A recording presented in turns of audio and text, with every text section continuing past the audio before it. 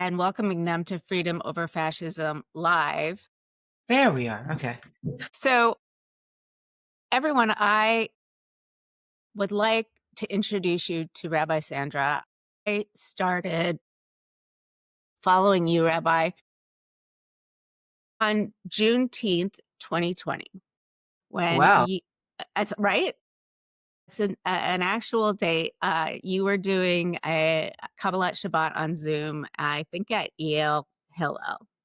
And I Mhm. gathered my family and we watched because we weren't going to be going anywhere. And since then, I've followed and really admired what you have to say. So before we get started and before I introduce you and let you introduce you more yourself, um, everyone out there, I'd like to invite you to subscribe to both of us. At the top of your screen, you should see a subscription. If you can keep pressing those there, Rabbi, you're in the chat. If you can keep pressing those red hearts, that would be fantastic for both of us. And you can get directly to Freedom Over Fascism at freedomoverfascism.us. And you can get to Rabbi Sandra on all the socials at Rabbi Sandra. Is it Sandra or Sandra? It's Sandra, but it's Sandra. people pronounce it differently depending on their Okay. regions. So I'm All not right. that particular. Okay.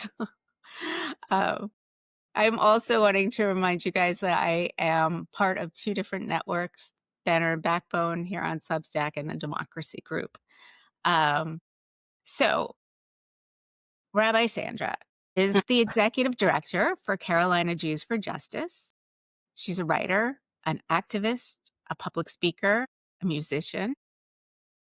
And I would like to welcome you to Freedom Over Fascism. Thanks for having me.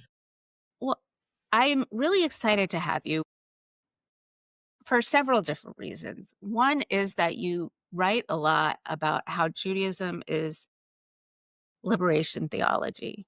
You know, how we talk every Passover about how we were slaves in the land of Egypt and that we have to remember uh, that so that we can essentially put ourselves in place of anybody else who isn't free.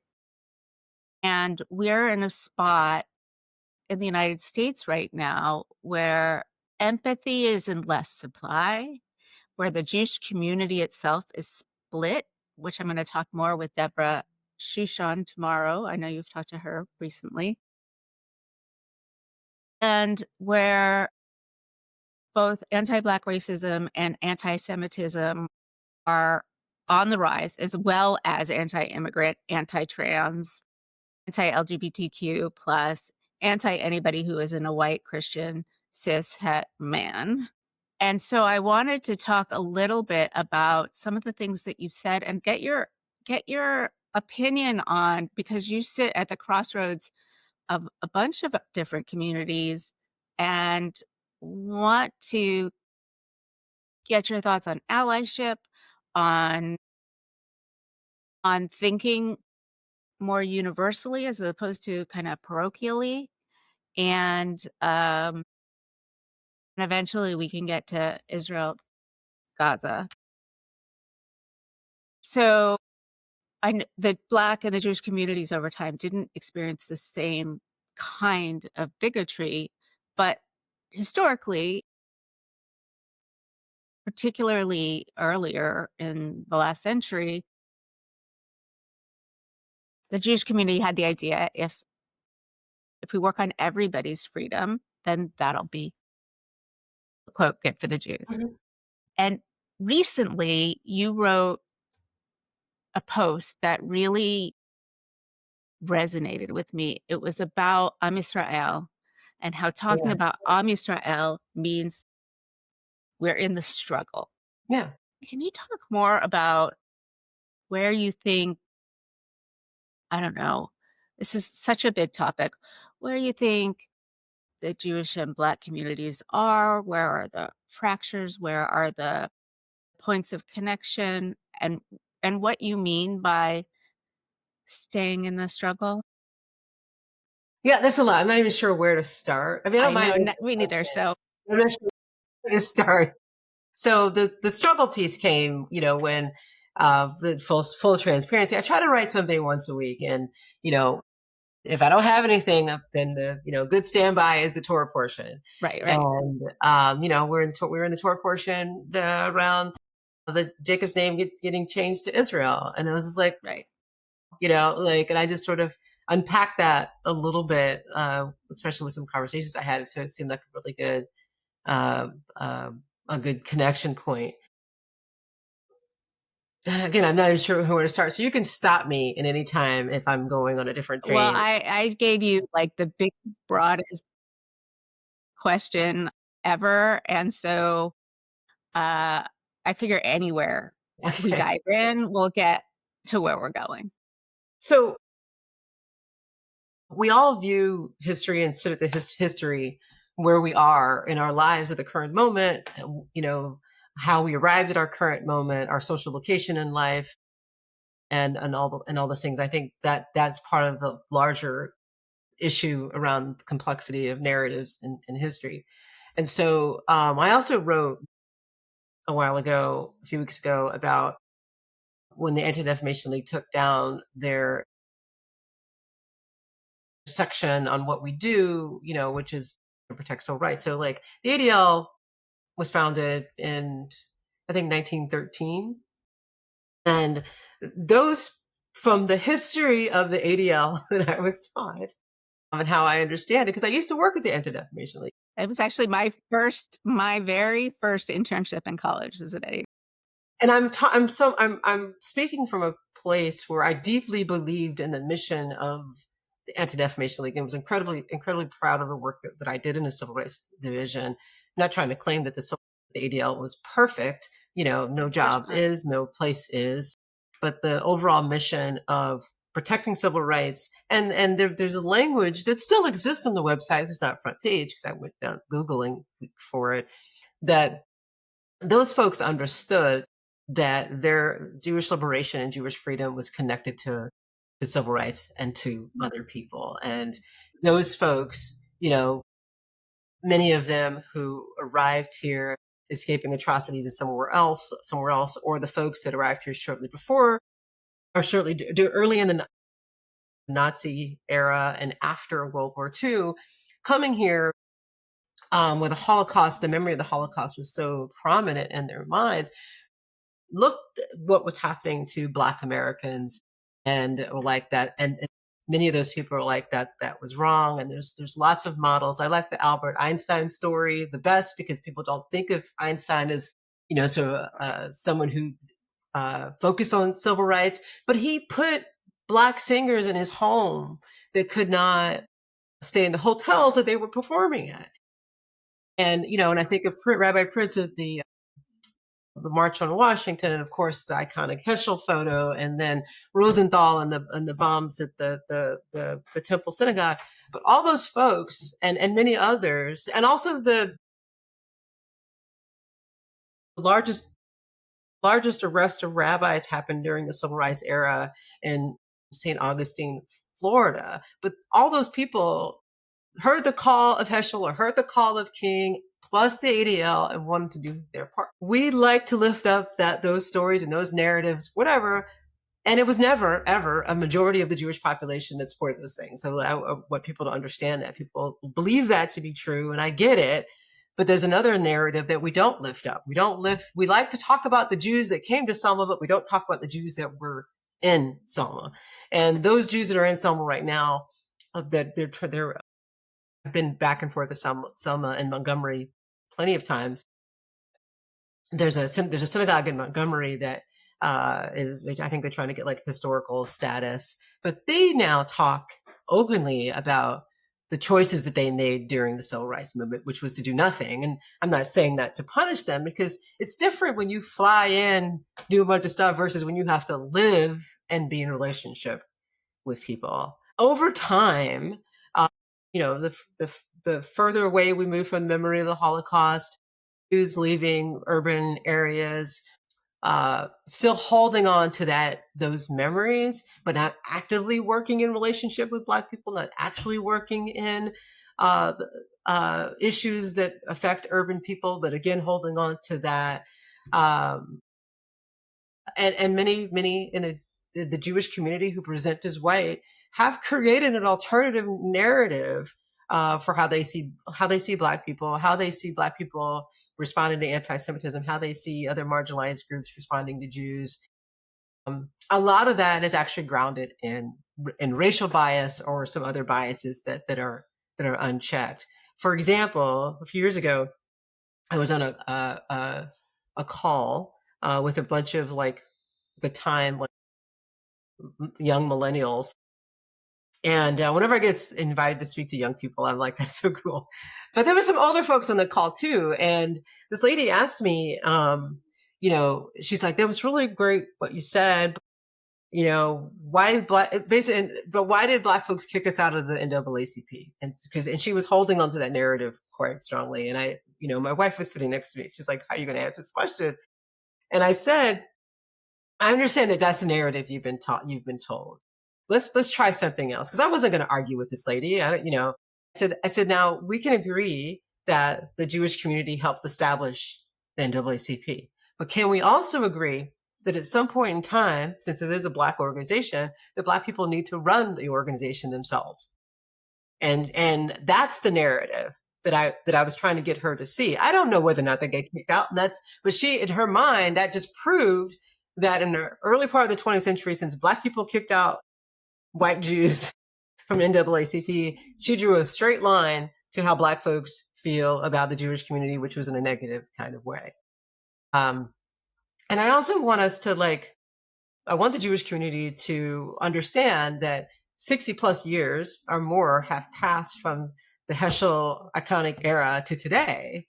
And I've told rabbis when particularly during Martin Luther King holiday, to not make it Heschel Day. I mean, I'm a Heschel fan. I can talk about Heschel, and then what Rabbi said to me, well, how do I get my community to understand the importance of relationships and working together and solidarity? I said, you can model that Being for in your community relationship, right? today, which I didn't say, but can you? There's a big problem.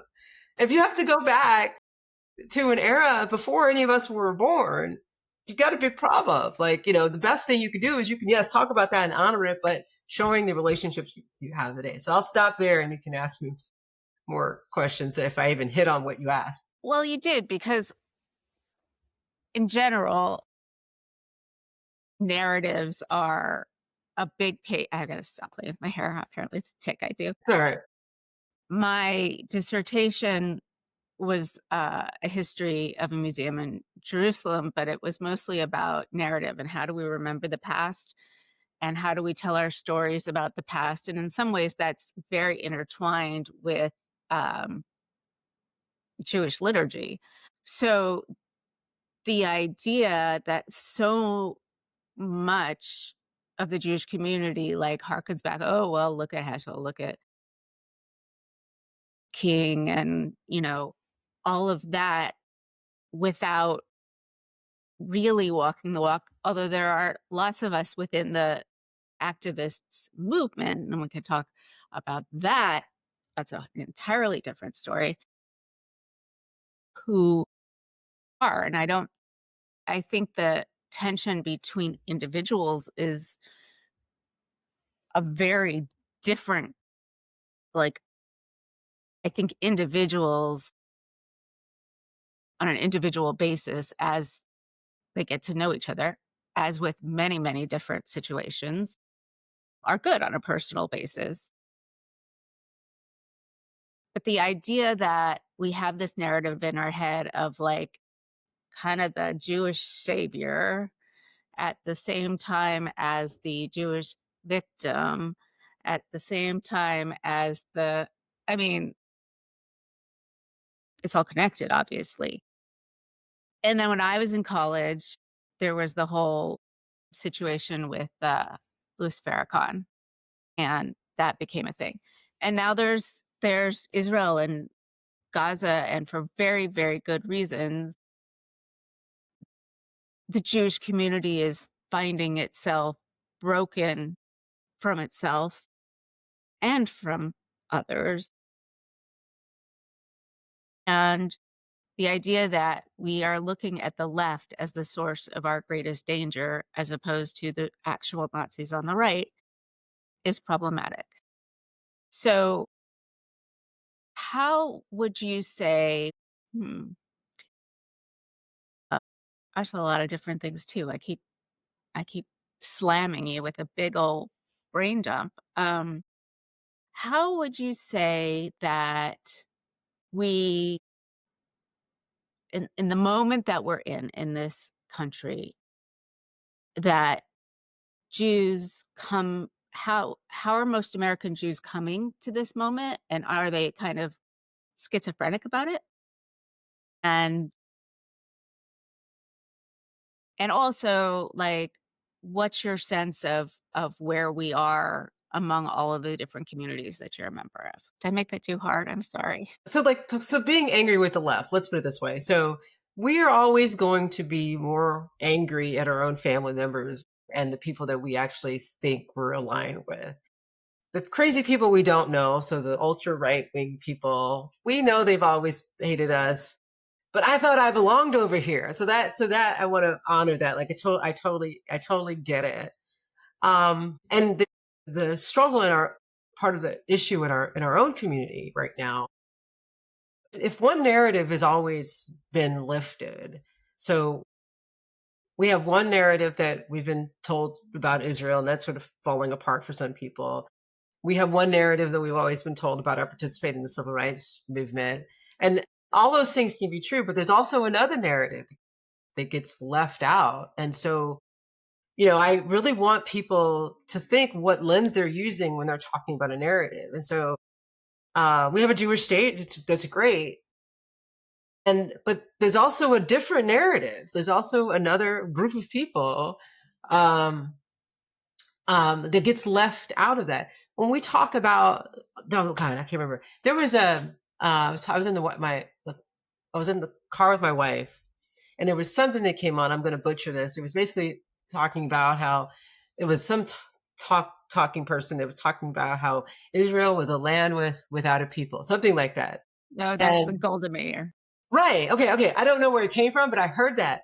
But that's the same narrative we use for the United States, which was a land with no people. There was millions and billions of people here on this whole continent. And I'm not trying to make the same comparison, but the stories of how we tell things are designed to present a particular narrative to our audience. That's just how history is. That's what works. And you get a better history when you have a fuller picture, which one of the reasons when I was younger, I was so excited that I discovered Howard Zinn's history of the people's history of the United States, because it gave me a fuller picture that went with the textbook narratives that I had always heard from, which brought in other perspectives.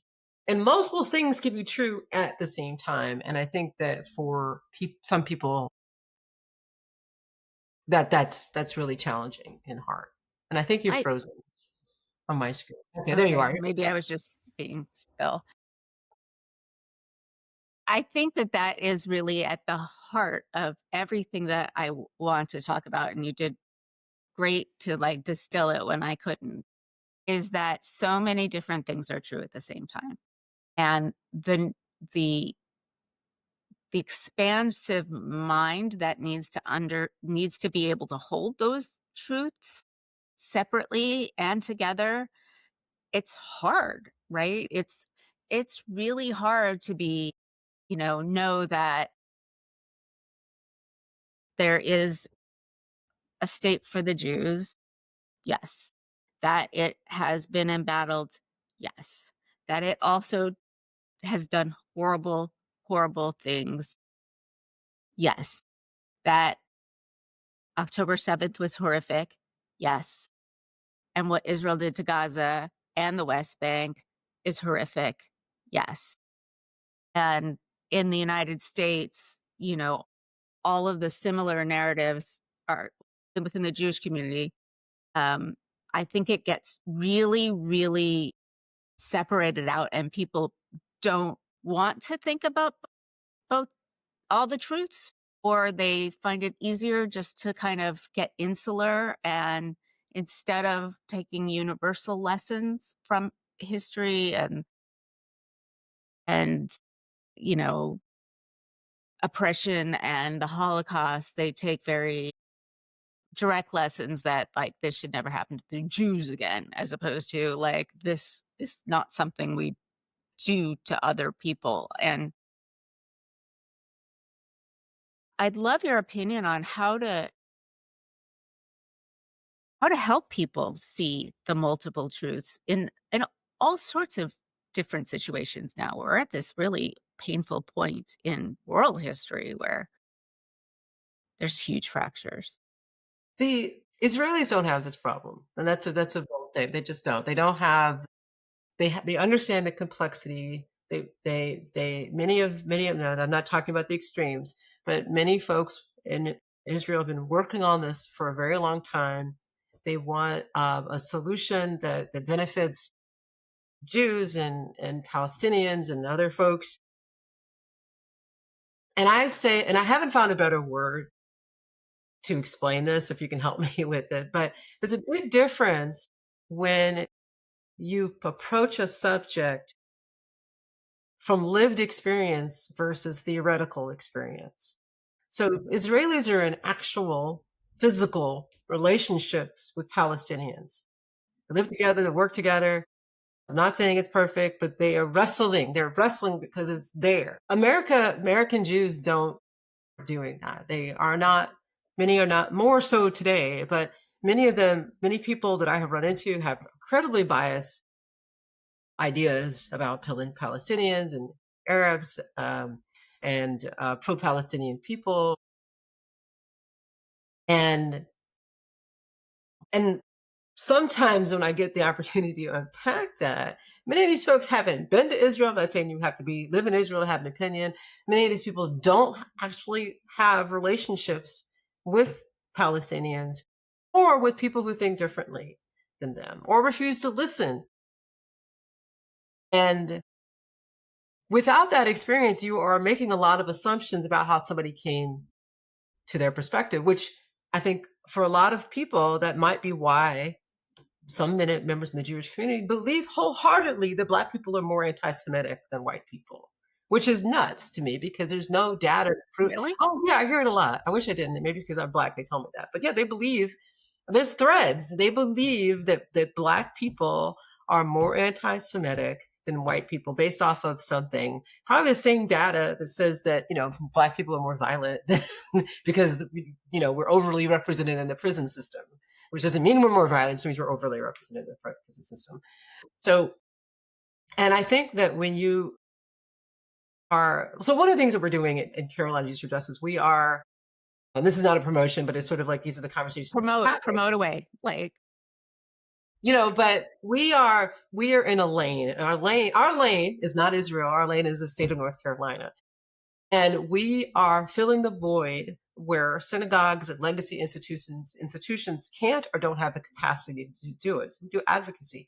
And because we're in the South, we cannot, other places can, but we really can't do it without Christian partners or other partners who may be Muslim or whatever to focus on issues. So I might be in a partnership with clergy. Some of them are Muslim, some of them are Black, some of them are whatever, who may have different perspectives on Israel than I do, but we are here because we don't want ICE in our backyard. We don't. That's the problem right now. We don't want immigration enforcement taking our people. That's what we're agreeing on. We're not trying to fight the Israel-Palestine battle because we'll get nothing done. We're trying to do that. And so I lost my train of thought. Anyway, I've already had multiple conversations, but there was a point to there. Anyway, go ahead. Sorry. well, I think what I'm hearing from you is sometimes we put so many things on the table that we have to like be in alignment on that really if we can find a few things that we share values on and work on those, then we don't get so caught up in our own bullshit, like, Yeah, and and then the it allows purity you to, testing. yeah. So it allows you to build relationships. So I'm gonna bring in a rabbi friend of mine. And this is before I went to rabbinical school. His name is Joshua Lesser. He lives in Atlanta. And how he's told the story. So if he listens to this, if I get it wrong, Joshua who? I'm sorry? Joshua Lesser. Okay.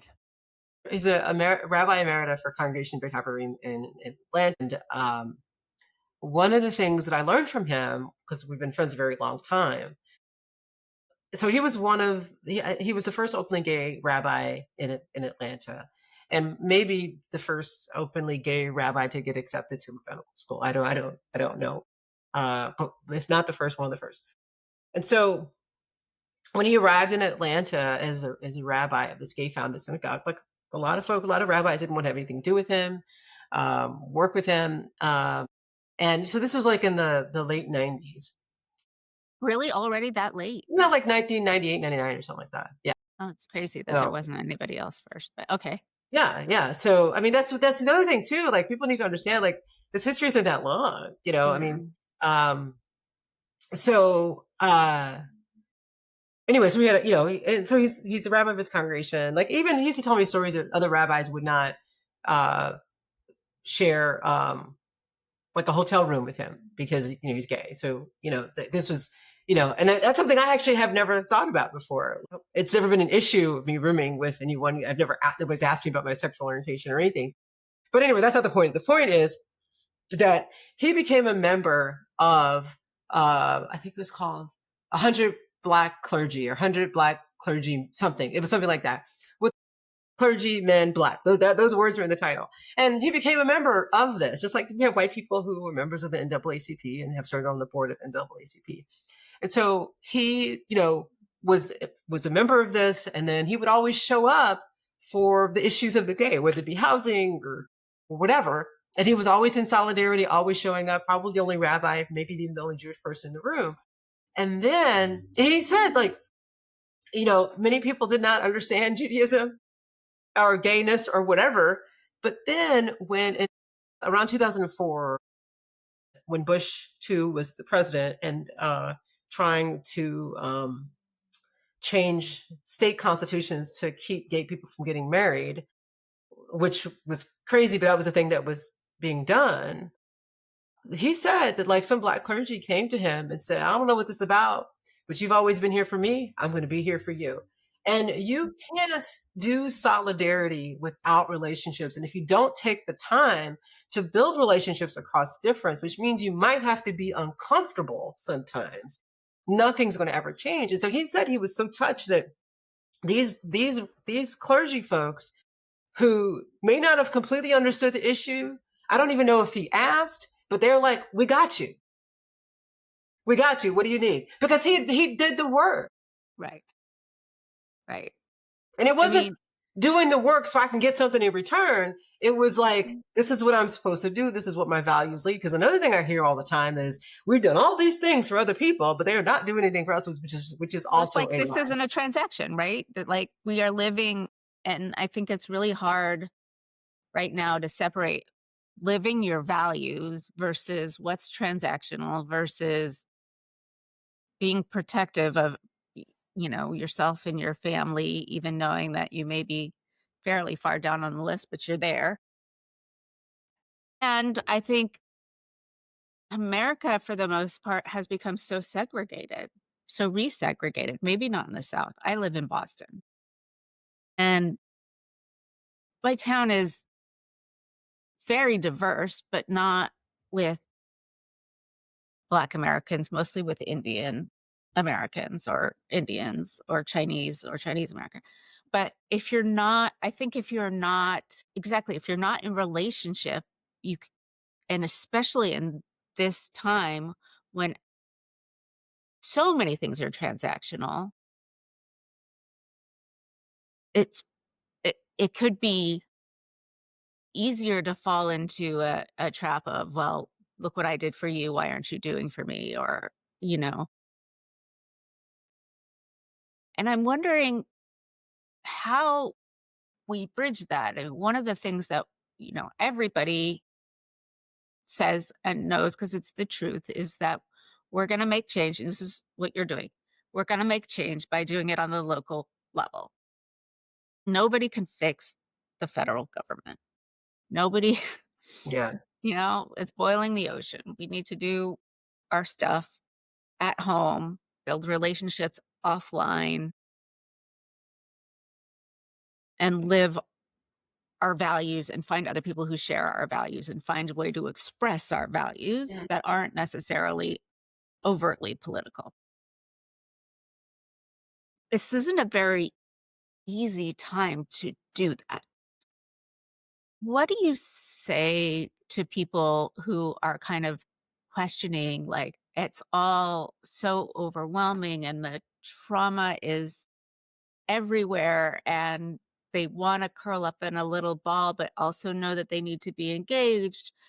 Um, how do you tell people to like follow their values, but that the old, was it Hillel? The we're not obliged to finish the work, but neither are we allowed to not start it. That's not how he said it. And I don't even Yeah, know if it's yeah, Hillel, yeah. whatever.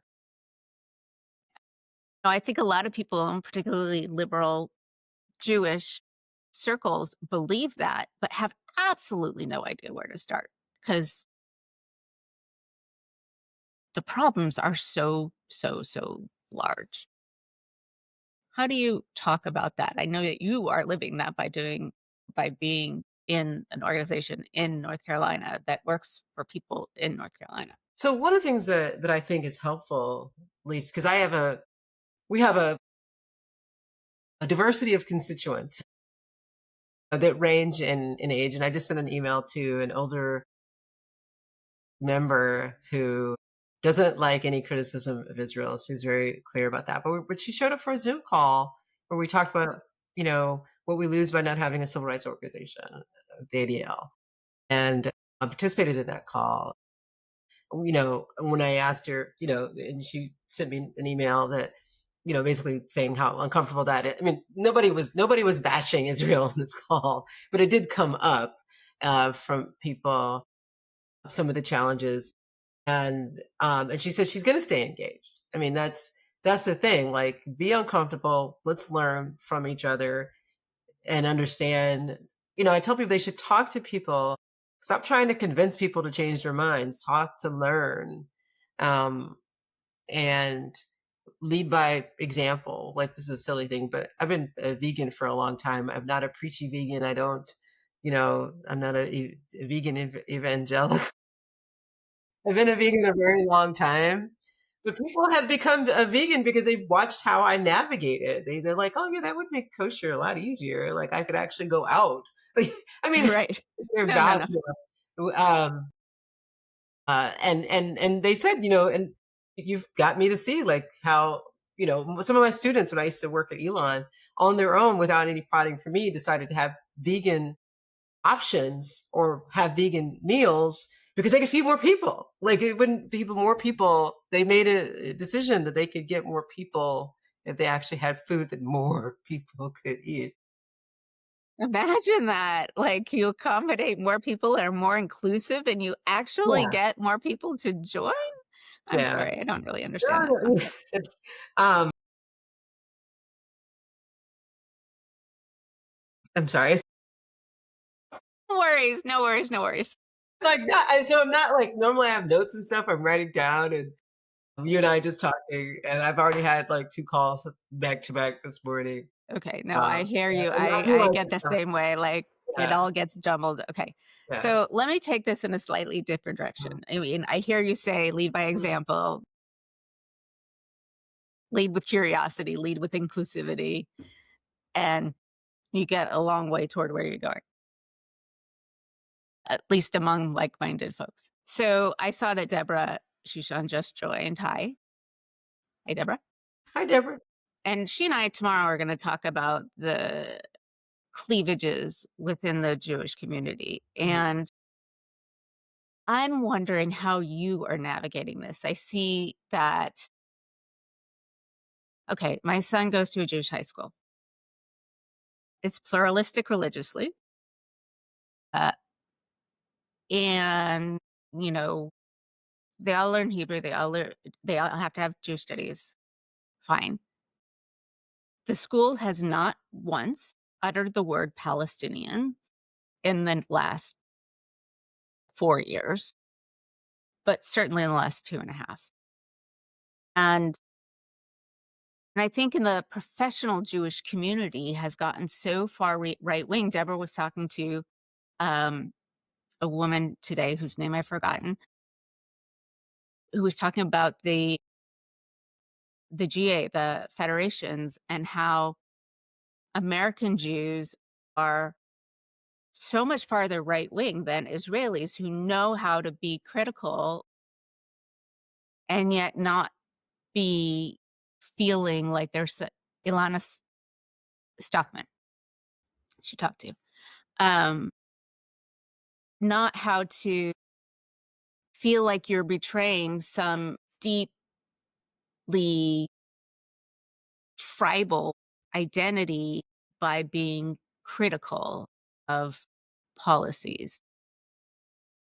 And I think even for me, the line between I do not like what Israel is doing and American Jews are responsible for that is a really thin line. So what do you say? What do you think about these cleavages within the Jewish community? How do we make space for our young kids? Like my son's school's going to Israel in May, and like he doesn't necessarily want to go because I spent tons and tons of time in Israel. His uncle's Israel, and like,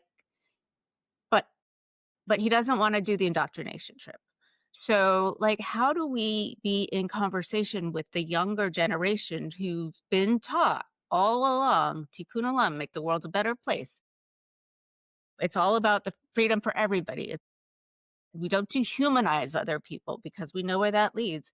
And then they see other people in the older, particularly professional Jews in the Jewish community get very, very defensive and betray all those values they thought they were taught. We need to we have to make space for diversity of thought in some way, shape, or form, because the young people I've talked to, and not just young people, it's actually getting older, like some other sides of, Mhm.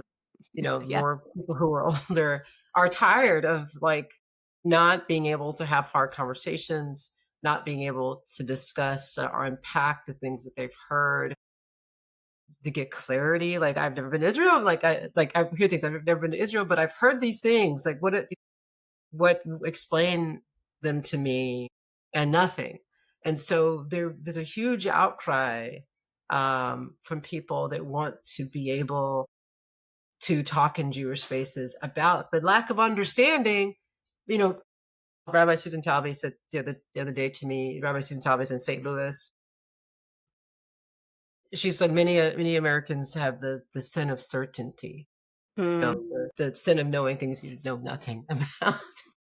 But we need to make spaces for hard conversations. That's one of the things that we're doing. We're trying to fill that void uh, in ways that we can here in North Carolina. And at the same time, there are many people fed up with many of our legacy institutions, whether they be synagogues, JCCs, or whatever, in their area. That's Stella. She's been Still, snoring, and we need to make spaces for them because there's already people leaving institutions for a variety of reasons before this, but this is just making it harder. I do wonder. I am curious about if the Anti-Defamation League is losing money from donations, individual donations, in the wake of all of this, because um, we did a Zoom call the other day, and many of the people in that call were older than a certain age, and many of them hadn't heard that the ADL had done that, and they were disheartened. But they already had some criticism of the ADL to begin with. That this was like somebody did say they weren't going to give money to the ADL anymore. So I don't. That's not what the purpose of the call was, not to bash the ADL. The purpose of the call was to what do we do without a designated, basically what happens when we don't have a designated civil rights organization. organization. I think So this is yeah. also part of the larger, like, what organizations are needed or are suited to this time. Like, synagogues are kinda maybe not, like, as central a place as they used to. Maybe we need, like, places where there's more pluralism. I mean, if we have more pluralism in, uh, practice, maybe we'll have more pluralism in thought. The high school has proven that to be not true. So, without our own civil rights organization and with all these other different organizations, there was a dust up between Chris Van Hollen and the Washington, D.C. JCRC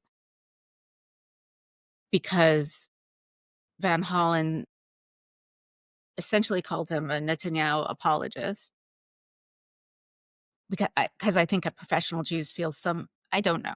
They they might. I imagine that they might feel some sort of responsibility for holding up this land that they've always conflated with being Jewish, and now unconflating it is really hard. I don't know, the institutional question is a big one on my mind right now. I saw the little bubble that showed up. I don't know why those things show up every once in a while. Did you see it? I bet that the thumbs down. Yeah. Well, first I of don't know all, who did it, I don't know how they did it. I mean the 2013 Pew study, the 2020 Pew study all show that the biggest demographic of Jews are the nuns, so the unaffiliated. And you know, the other thing it shows is that people under 30 um, who are unaffiliated are incredibly proud to be Jewish, love being Jewish, but just express their Judaism differently. For many of them, it's social justice, social action, not prayer. I know. So this goes back to what I was saying. Was thinking about saying at some point. One of the things that I'm trying to do where we are is leading with. It's just not enough to say Tikkun Olam, I'm doing this, which is wonderful value. It doesn't work so well with Israelis because they don't really understand. It's not part of their ecosystem. But many of the folks that come to our things, their Jewish expression is through social action. So everything that we do has to have some kind of Jewish frame, and we just don't just show up because we're Jews. We do frame it in some text. All of our staff meetings now start with some form of text because I think that to have a conversation or to do the work, it's incredibly important to really understand what do the rabbis say or how do we interpret what the rabbis say about this thing. Why is it so important that we show up for our neighbors? Why is it so important that we escort kids to school because ICE is here? Why is it so important that we hand out know your rights training as Jews? Like, because if we don't do that, then we're just another organization with a constituency that shows up unique. We can do things.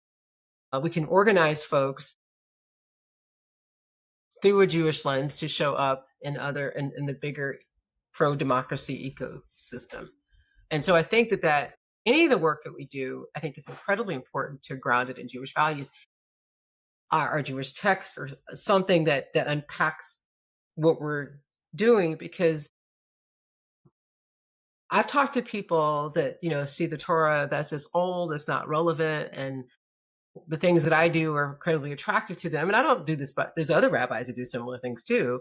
But I can make the Torah relevant. It is relevant if you take the time to have somebody who understands it unpack it. Because if you just read it, like, what does this have anything to do with me? But the beautiful thing about our tradition is that every year I get to read the same thing. And what I write today, well, some rabbis do just repeat what they wrote, but I don't. Oh, it's Rosh Hashanah, it's time to get out the Rosh Hashanah. Or maybe if I was a public rabbi, I might make different choices. But it's incredibly important for me to always see the text through a fresh lens. And what I do is I'll start reading it and I'll get stuck on something. And the thing that I'm stuck on is that's usually what I start writing about. And this time around was when I started thinking about Jacob's name. And I hadn't really thought of it that way before. And then this time frame that we're in, because I hear I'm Israel High so much, and often it's not in a good way. I have heard it used in ways that I have kind of disgusted by it. So I'll give you one example where I was in a big group of big group of Jewish conference, and someone offered a kavanah for Mortis Kaddish. It was beautiful, and brought in Palestinians as well as Israelis. It wasn't like a one thing. It was really beautifully done for a diverse room. And some dude yelled in an angry way right before Mourner's Kaddish, Israel Chai. Why? It was so, and it wasn't, he didn't say it under, and I later found out because the word took him somewhere else, and he heard something completely different to which I've heard from somebody else. His wife was like, what conversation were you in? Again, I Right. don't know any, but the that it's one of the things I've been telling our staff people is when we bring people into, we ask them to go to bystander training. We tell them where to go for bystander training. We tell them where to go for training on how to deal with immigrants. I said we also need to help our community understand they might see a lot of kafiyas. They might see pro-Palestinian information, and they need to, we need to help them to be uncomfortable with it. But I've been to a lot of these here. I do see a lot of pro-Palestinian stuff. I do see a lot of kafiyas. I've never seen anybody say anything negative about Jews in any of these things. Rooms, hundreds of people in rooms. And some of those people do have on kippot. Like I've seen I've met rabbis. I have seen rabbis at many of these trainings, but I've also seen Jewish community members. But people have to be willing to be uncomfortable. Now, we are also in this new era where wearing a keffiyeh is triggering for people. Like somebody else that annoyed me who I unfollowed, I think is a rabbi. Uh, it was equating the keffiyeh to a KKK hood. And I was like, oh, no, no, no, no, no, no, no. Mm. And then she did get a lot of pushback from that. I don't push people that I barely know online. I just quiet them. That's what I do too. Is like, yeah, like you're not going to change their mind. Although if you engage, you might reach somebody who's watching as a bystander. But mostly, I just block and One move of the on. problems, if Too. you've never actually, this is why I go back to the theoretical, if you've never actually experienced an actual attack on your identity and you've only heard it. So like if you can't find an experience that is relative to your own and you have to pull from somebody else's experience, that means you don't have an experience. It means the only thing that you can equate because it bothers you. And instead of pulling from your own tradition and your own feelings about how that makes you feel, you go borrow what you think somebody else might feel, which is just wrong. And people do that all the time. But that just shows that one of the ways that whiteness has worked its way into Judaism is the being uncomfortable to talk about our own pain. And I hate that we are at 1:55, and I want to now talk to you for an hour about whiteness in Judaism. We could do it again. Maybe you and me and Dr. Queen all get on calls. Oh, we should do that. We should do that because there's the whiteness that is infiltrating Judaism, but also the fact that most white Jews feel, Deborah says yes, feel white presenting as opposed to like thoroughly white, and yet have the privilege of light skin, yet are not Christian and are on the other side of all of the lot of the hate. Um, I think that would be a really interesting thing. And the whole idea that you would equate Judaism and whiteness when it's not. Like, it's not an appropriate frame. It's not a historically useful frame. It's not a reality.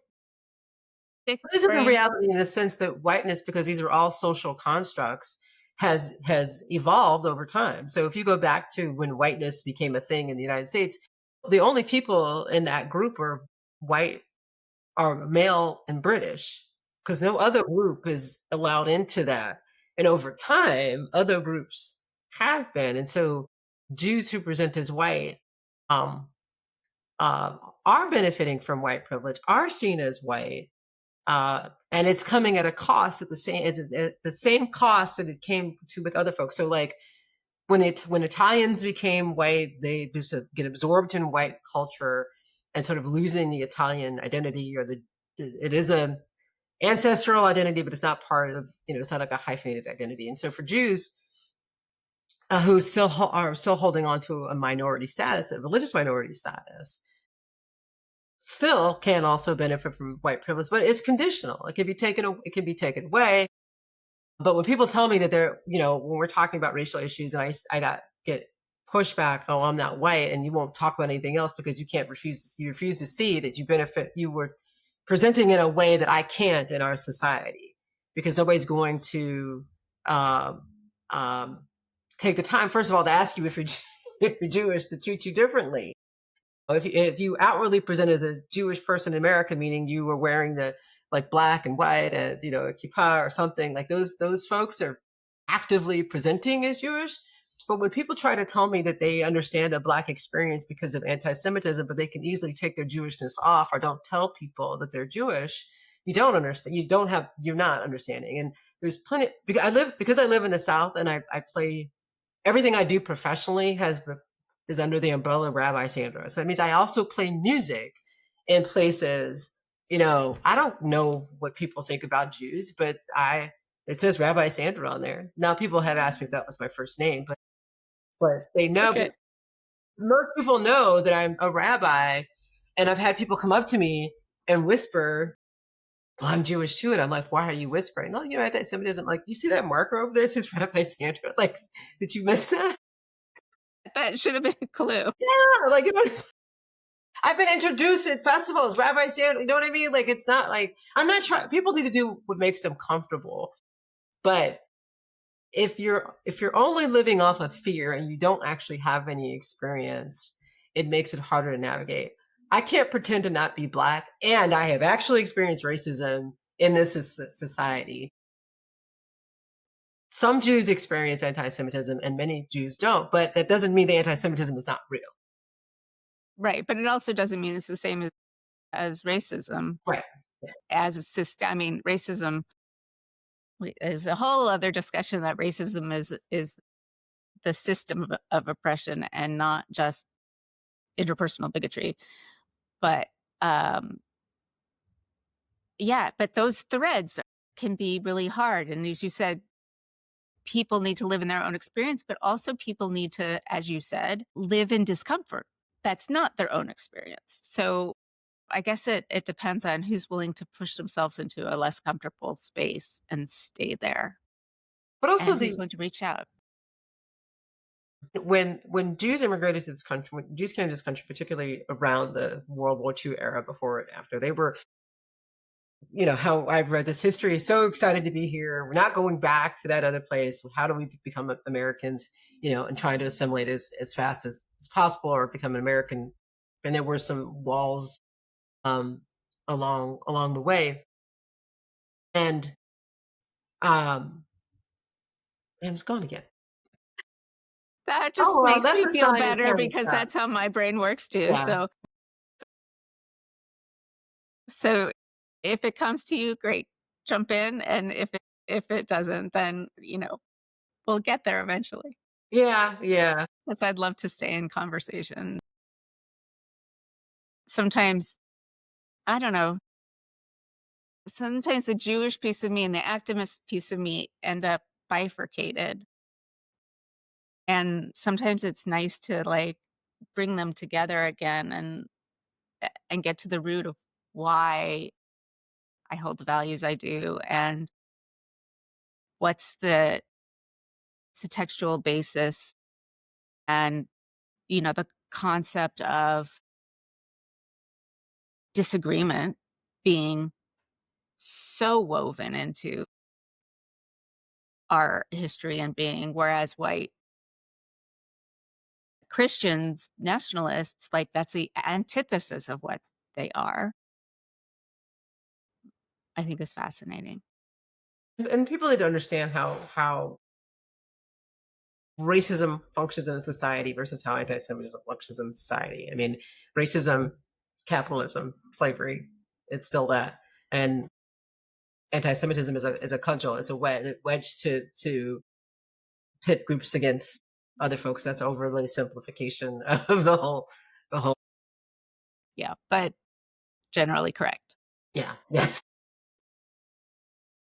Oversimplified, but generally correct. Yeah. So we've reached the top of the hour. I want to thank you for coming on, even though you had plenty of other stuff to do today. And we have 80 people right now.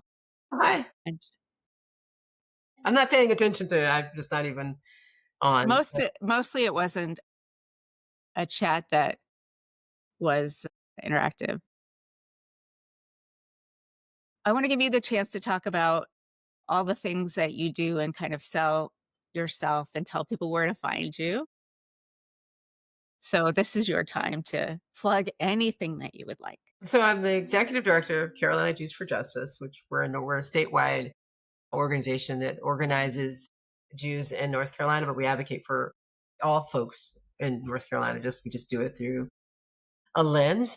I have a Substack. In fact, you were right at the beginning. You can find me on any platform as Rabbi Sandra. Sometimes it might say Rabbi Sandra Lawson or Rabbi Sandra Music, I think is another thing. But basically, go to Instagram, Facebook, all the legacy socials. You can find me under Rabbi Sandra. And I write, I play music. My creative expression allows me to do the thing. You know how much in a lot of these circles, we talk about that so much is the creative expression that allows us to do this. That's another conversation entirely that I have to like make sure I get to. So thank you so much for coming. Everybody who's joined us, Josh just put in your URL, and Josh is not just any Josh. That is my husband, who is upstairs in the same house. So if all of you subscribe to Rabbi Sandra, if you can subscribe to Freedom Over Fascism, and if you can afford a paid subscription, I know times are really hard. That would be great. And thank you all for being here.